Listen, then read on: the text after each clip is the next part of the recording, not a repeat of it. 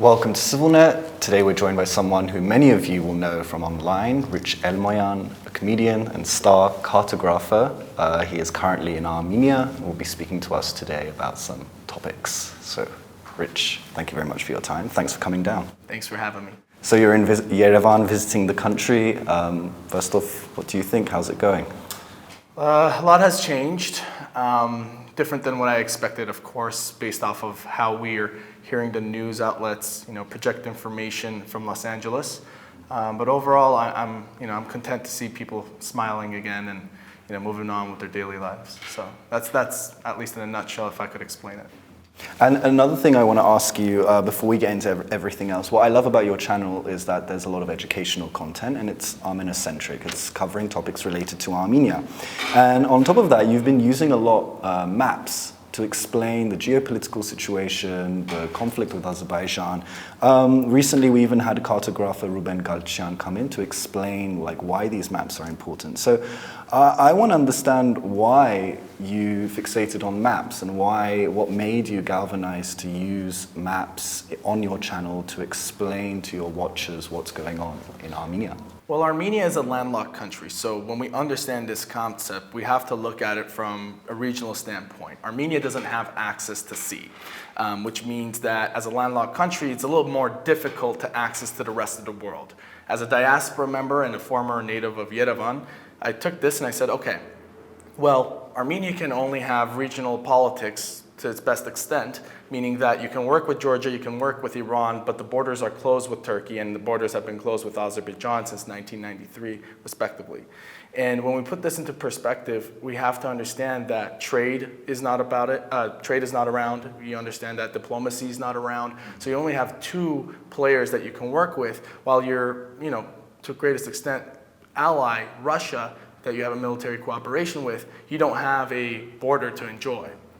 And when we take this into perspective a little deeper, we then have to think of, okay, what does that look like? Where does Russia bring its military in? And given that you have the conflict as well, in Abkhazia, how does that play a narrative? Meaning that historically in the Soviet Union, we had goods coming from the Abkhazian railways through Georgia to Armenia, on the other end, you had it coming from Azerbaijan, but with all of those roadblocks, what does it look like now?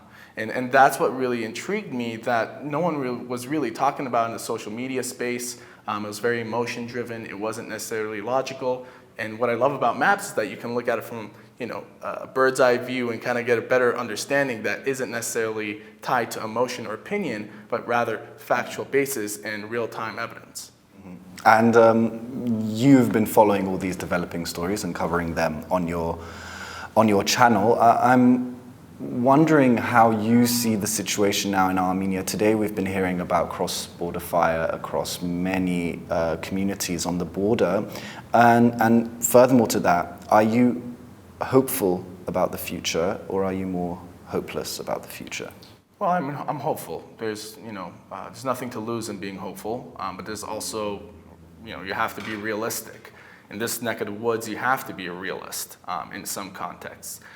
Because you understand at the same time that yes, you have Russian troops now in Artsakh, but there's more to it.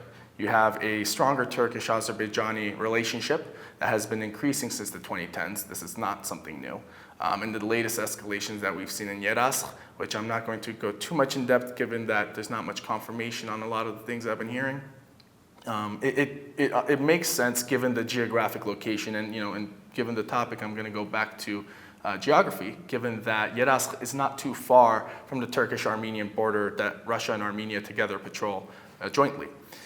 With that being said, Yerevan has a strategic importance in this realm, given that Yerevan had a roadway connection that went through the Azerbaijani autonomous area of Nakhichevan and ultimately would reach Mehri. So the roadway and the railway communications being unblocked theoretically is not a problem. However, given the variables of, ethnic tensions, ethnic clashes of the 1980s and the pogroms and whatnot, that security needs to be established much, more before than reaching the economic relationship that Azerbaijan and Armenia must get to. And I personally don't believe that that's there. I don't see that within the communication that we see from the Azerbaijani side. I'm not too sold on the concept that Russia is able to take on this project fully in its hands without Turkish influence, given that you're seeing much more activity in Nakhichevan between Turkey and Azerbaijan. And especially not to mention the increase in troops and the increase of activity on the Turkish-Armenian border, as well as surveillance from the Turkish UAVs that we're noticing on the Turkish-Armenian border towards Aralik. So I'm hopeful, of course, given that you have Iranian-Georgian relations increasing with Armenia for a hopeful reaching point of Bulgaria and Greece for the north-south corridor, but I'm also very, very hesitant to be optimistic fully, given the developments and how uncertain they may seem, given the conversations of exclave-enclave exchanges. Mm-hmm. And when you're doing your research, one thing I find interesting is that misinformation and disinformation are massive problems, in particular with these Armenia-related issues. I'm wondering if you had any ways or any techniques to filter out what you thought was reliable information and what was perhaps more unreliable. Yes, so there's real-time data, and then of course there's research that has been studied throughout time. One thing that I have found important, and this is just from diaspora outlets, right, is I've found a place with research from the 1990s and understanding how the diaspora worked in the 1990s and comparing it and contrasting with modern day. So comparative analysis with research on Google Scholar for those who don't necessarily have access to, for example, JSTOR or university links. That's a good program to have. But in terms of weeding out one from another, it's hard. You're in an age of information where any kind of information is thrown at you, whether it's misinformation or disinformation with an agenda, it's hard to weed out. So one thing that I find helpful for myself is that there's a few real-time mappers who look at conflicts and they try to see the messages you'll find from a government and try to pinpoint on a map and see if it's true through satellite imagery. So for example, when we saw what was happening on the other side of Karbachar near Verenshorja, I was looking at it, I was like, okay, so that mountain looks like this mountain, and essentially I was geolocating, georeferencing, and trying to understand where it's actually located, in contrast to what many were talking about, Gerard Kunik, because Gerard Kunik is a very big province in itself, but coordinating where exactly that is located is the hard part. And I don't imagine many people having the practice and background to be able to do that. So mapping is one of the forms. Research from Google Scholar is another form. And just being able to compare and having that, I would say, emotional intelligence to weed out what's misinformation from disinformation. You have one of the most followed channels in the Armenian community. I'm wondering, was there anything in particular which galvanized you to focus on Armenia and Armenia-related issues? Well, my research goes back to 2014. I've been doing this. But in terms of presenting it to an audience, it started in 2020 when I saw the skirmishes on the Tavush border, and I thought this was quite similar to 2016. And I, based off my relationship with a couple of directors that were coming out with a movie on the 2016 war, I had done a little bit more research on that, and I was noticing a lot of similarities, but no one was really talking about it. I noticed some analysts here and there talking about it, but there's no real sense of urgency. And in today's age, I thought, what's the most tangible way to transfer information from point A to point B? And fortunately and unfortunately, kind of bittersweet, comedy is one way to do that, satire. And I look at George Carlin as one of the main ways to be, as a trailblazer in this world, given that he was really good at explaining some of these concepts that on the American status. And I thought this could be very helpful in explaining about the Caucasus, not just Armenia, Georgia and Azerbaijan included, given that you can't talk about Armenia without talking about the other two, given that historically we've been under Russian leadership, and they all fall in together. So I would say the skirmishes in July was when I really started, but June is when I started the comedy. And where are your roots from, Rich? Where are your Armenian Armatner? From Yerevan. However, before that, I am Abaransi. And a little before that, I'm Karsetsi. So my family had to move from Kars to Yerevan after the 1915s time, approximately after that Treaty of Kars and whatnot. But yes, I am Yerevansi, and I lived here from 2006 to 2009, so this place feels like home. Okay, so I also want to ask about Armenia's domestic politics. And one of the things I wanted to ask was, on social media, things kind of got a bit hectic, a bit cutthroat. I was wondering what you thought of that, because what I've noticed is that a lot of times when you have real life interactions with Armenia, it's not really the case. But on social media, it was kind of a different story. I'm wondering what you thought about that when you observed that phenomenon. And this kind of relates back to when I was talking about the 1990s diaspora research. Specifically, I'm going to mention Khachik Tololian's work.